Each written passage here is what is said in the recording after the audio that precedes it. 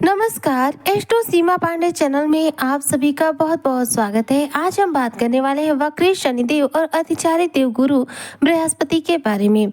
जी हाँ, वक्री शनि संग अतिचारी गुरु खेलेंगे बड़ा खेल कुंभ राशि फर्ज से अर्थ तक पहुंचने का समय। किस प्रकार से चर्चा, किस प्रकार से आपके जीवन में वक्री शनि और अतिचारी गुरु के द्वारा प्रभाव पड़ने वाले हैं, इन दो ग्रहों के द्वारा आपके जीवन में कौन से बड़े परिवर्तन आने वाले समय में घटित होने वाले हैं और इस दौरान आपको क्या लाभ होगा, किन क्षेत्रों में आपको ज्यादा से ज्यादा सावधानी बरतनी पड़ेगी, आज इन सभी तथ्यों पर हम पूर्ण रूप से विश्लेषण करेंगे। तो वीडियो बेहद खास है। जो भी कुंभ राशि के जातक हैं, वीडियो को बिल्कुल भी स्किप ना करें, वीडियो को फुल वॉच जरूर रूप से करें। देखिए, वक्री शनिदेव इस समय देखा जाए तो कुंभ राशि के जो जातक हैं, इनके द्वितीय भाव यानी कि मीन राशि में चल रहे हैं। शनि का द्वितीय भाव में होना शुभ माना जाता है और 7.5 के तीसरे जन्म में व्यक्ति के लिए देखा जाए तो शनि की जो स्थिति है वह हो जाती है दूसरी भाव में, यानी कि आपके धन भाव में। तो धन भाव में शनिदेव विराजमान है और हर साल देखा जाए तो शनिदेव पूरे 3 माह के लिए वक्री स्थिति में आ जाते हैं।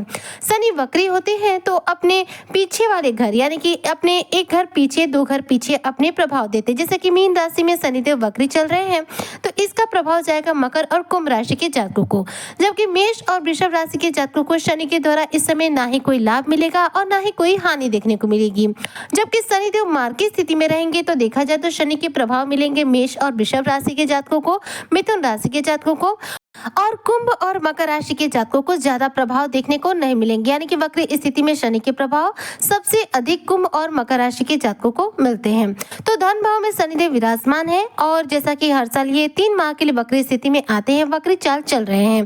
शनि वक्री चाल के अंतर्गत अपनी स्पीड में देखा जाए तो बढ़ोतरी कर लेते हैं, इनके प्रभाव बढ़ जाते हैं, इनकी शक्तियां बढ़ जाती है, इनकी चाल थोड़ी सी बढ़ जाती है। लेकिन मार्ग की स्थिति में शनि की चाल बहुत धीमी होती है और शनि के प्रभाव भी बहुत धीमे होते हैं, जिसकी वजह से के प्रभाव प्राप्त करने में हमें बहुत ज्यादा समय लग जाता है। बात करूं देवगुरु बृहस्पति के बारे में।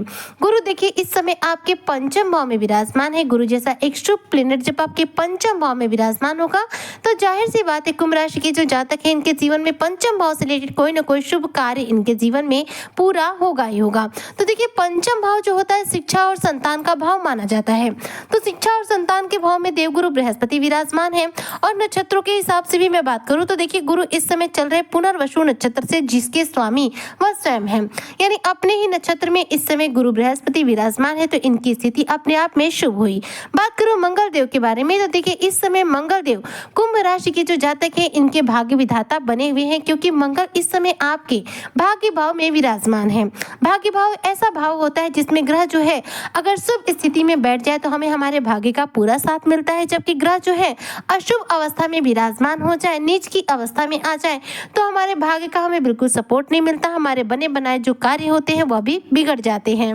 इसलिए नवम भाव का कहीं ना कहीं हमारे जीवन पर बहुत ज्यादा प्रभाव पड़ता है। नवम भाव का एक्टिव रहना बहुत जरूरी है।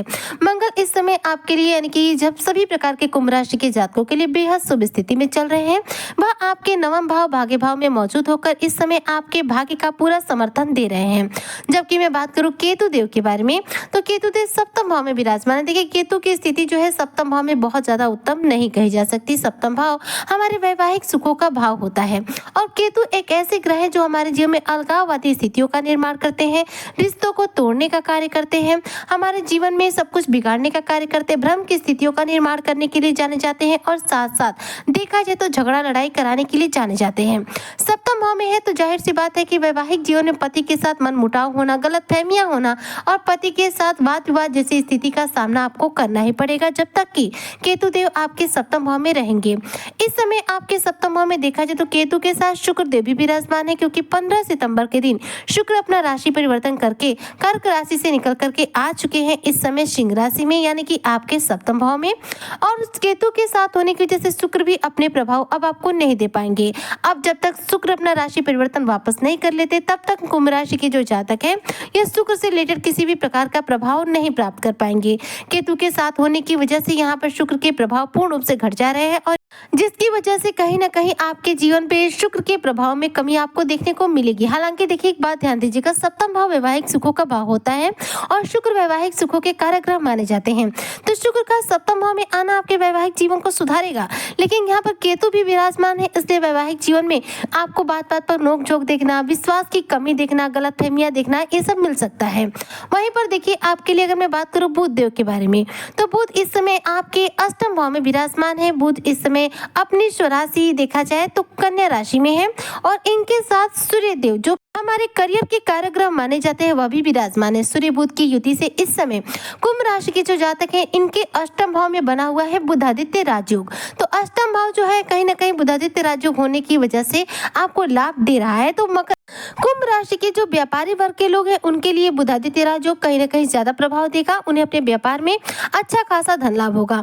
वहीं पर देखा जाए तो मंगल आपके भाग्य भाव में मौजूद होकर भाग्य का समर्थन देंगे, जिसकी वजह से आप अपने व्यवसाय वर्ग में या फिर नौकरी के क्षेत्र में अच्छी सफलता अर्जित कर पाएंगे। सूर्य हमारे करियर के कारक है और सूर्य हमारे पिता के कारक ग्रह माने जाते हैं। अष्टम भाव में सूर्य है, ऐसे में आपका कोई रुका हुआ अटका हुआ कार्य इस दौरान गुप्त रूप से पूरा हो सकता है। और साथ साथ देखा जाए तो इस दौरान अगर मैं आपके दाम्पत्य जीवन के हिसाब से बात करूं तो देखिए, शुक्र और केतु आपके दाम्पत्य सुखों के भाव में एक साथ विराजमान है, इसलिए दाम्पत्य जीवन में इस दौरान थोड़ा सा आपको मिले जुले परिणाम देखने को मिल सकते हैं। देवगुरु बृहस्पति पंचम भाव में है, बात करते हैं इनकी, यह सबसे महत्वपूर्ण प्लेनेट है और पंचम भाव जो है कहीं ना कहीं संतान का भाव होता है, इसलिए जो कुंभ राशि के जातक हैं इनके लिए देखा जाए तो संतान से संबंधित कोई ना कोई बड़ी खुशखबरी इनके जीवन में आने वाली है। 18 अक्टूबर को देखा जाए तो देवगुरु बृहस्पति अपना राशि परिवर्तन कर लेंगे। इस दिन देवगुरु बृहस्पति आ जाएंगे आपकी कुंडली के छठे भाव में और यहाँ पर आकर आपको शत्रुओं से बचाने का कार्य करेंगे, रोगों से आपको मुक्ति दिलाएंगे और साथ साथ छठा भाव चूंकि कर्ज का भाव होता है, ऐसे में कुंभ राशि के जो भी जातक कर्ज में फंसे हुए होंगे उन्हें गुरु के इस गोचर से बड़ा लाभ मिलेगा, कर्जों से आपको काफी हद तक राहत मिलेगी। यानी कि देखिए, देवगुरु बृहस्पति का 18 अक्टूबर से राशि परिवर्तन करना यह आपको काफी लाभ देने वाला है। कर्ज की स्थिति से आपको मुक्ति दिलाएगा, आपके शत्रुओं पर आपको विजय की प्राप्ति कराएगा और साथ साथ देखा जाए तो इस दौरान आप किसी भी प्रकार के हेल्थ इशू को लेकर परेशान है तो वह हेल्थ इशू आपके जीवन से दूर होने वाली है। बात करूं यहाँ पर शनि देव के बारे में, तो शनि देखिए वक्री चल रहे हैं और वह 28 नवंबर 2025 तक वक्री स्थिति में ही रहेंगे। तो ऐसे में वक्री शनि के द्वारा जो है आपकी स्थिति जो है वह धन के मामले में उत्तम बनेगी, क्योंकि शनि विराजमान है आपके धन भाव में। तो 28 नवंबर तक शनिदेव अपनी तरफ से आपको धन लाभ के मौके शानदार देंगे। यहाँ पर आप अपने साहस पराक्रम के बल पर जितना धन अर्जित करना चाहते हैं कर सकते हैं, क्योंकि देखिए शनि कर्म के कारक ग्रह है। ऐसे में अगर शनि के द्वारा लाभ आपको प्राप्त करना है तो मेहनत करना ही पड़ेगा, यदि आप मेहनत नहीं करेंगे तो आपको लाभ नहीं मिल सकता है। तो वक्री शनि के प्रभाव जो है 28 नवंबर तक आपके लिए सकारात्मक रहेंगे और आपको धन लाभ देंगे। जबकि वहीं पर देवगुरु बृहस्पति के बारे में बात करूं तो 18 अक्टूबर 2025 तक यह आपको पांचवें भाव से रिलेटेड प्रभाव देंगे, शिक्षा के क्षेत्र में सफलता देंगे और संतान सुख के कामना जो है वह आपकी पूरी करेंगे। इसके बाद से यह राशि परिवर्तन कर लेंगे और इसके बाद आपको कर्जों से राहत दिलाने का कार्य करेंगे। तो गुरु और शनि दोनों के ही प्रभाव अभी 28 नवंबर 2025 तक आपको लगातार देखने को मिलेंगे, जो कि कहीं ना कहीं आपके करियर क्षेत्र में, आपके पारिवारिक क्षेत्र में और आपके व्यवसायिक जीवन में ज्यादा से ज्यादा आपको लाभ देंगे।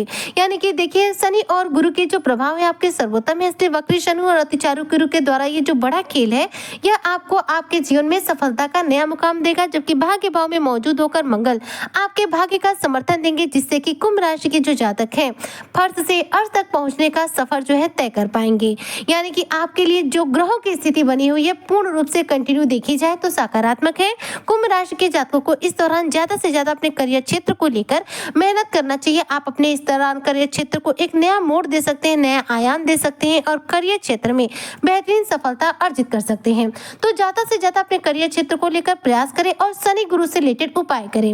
उपाय क्या है? शनि को बलवान करने के लिए रोजाना हनुमान चालीसा का पाठ करें, शनिवार के दिन शनि चालीसा का पाठ करें। जबकि गुरु को बलवान करने के लिए रोजाना मस्तक पर हल्दी का तिलक लगाएं और गुरुवार के दिन विष्णु सहस्त्र नाम का पाठ करें। यदि ये दो उपाय आप करते हैं तो निश्चित तौर पर शनि और गुरु आपकी कुंडली में बहुत तीव्र गति से बलवान हो जाएंगे और दोनों के द्वारा आप अपने जीवन में शुभ फलों की प्राप्ति भी तीव्र गति से कर पाएंगे। उम्मीद करती हूँ कि जो भी कुंभ राशि के जातक हैं वक्री शनि और गुरु के द्वारा अपने जीवन में बेहतरीन सफलता अर्जित करेंगे। इसी कामना के साथ में आज की वीडियो को करती हूँ समाप्त। मिलती हूँ नेक्स्ट वीडियो में, तब तक के लिए जय शनिदेव।